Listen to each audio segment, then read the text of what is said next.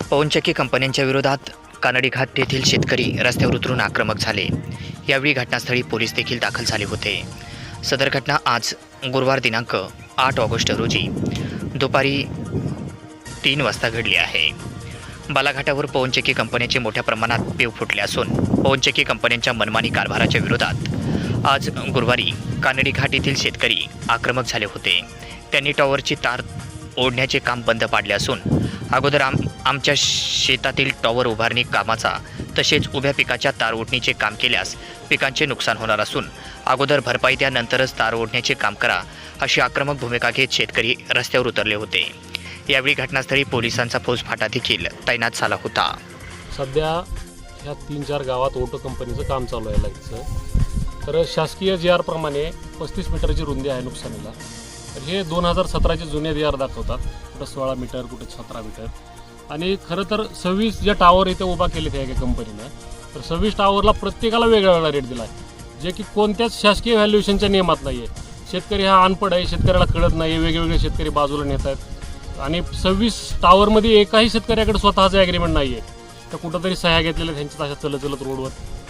काहीचं तर असा विषय आहे की पैसे अजून मिळाले सुद्धा नाही आहेत, मेमध्ये टावर झाले तर, आणि अजून त्यांचे चेकसुद्धा बाउन्स झालेले आहेत प्रत्येक शेतकऱ्याकडे। असे एक शेतकरी इथं त्यांना फक्त 2,75,000 मध्ये टावर दिले। त्यांची काळी नदीच्या कडीची जमीन आहे, तिचं आज शासकीय मूल्यमापन जर केलं मार्केटच्या हिशोबाने तर आज 20 लाख रुपये एकर जमीन जाते ती, आणि शासनाच्या व्हॅल्युएशन एक 15 लाख रुपये तरी व्हॅल्युएशन निघाल।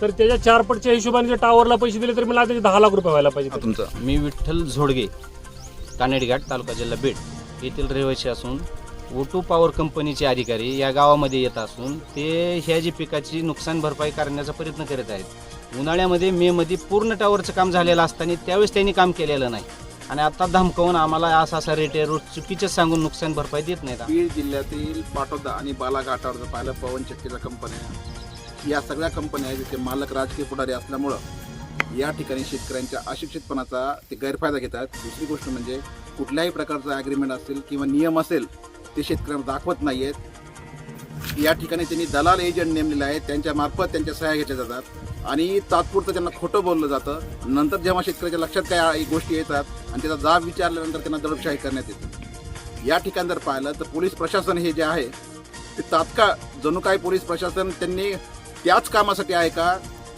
त्यांनी तक्रार केल्यानंतर एक 10 मिनिटामध्ये पोलीस त्या ठिकाणी येतात आणि शेतकऱ्यांवर एक दबाव टाकण्याचा प्रयत्न करतात, असा शेतकऱ्यांचा आरोप आहे।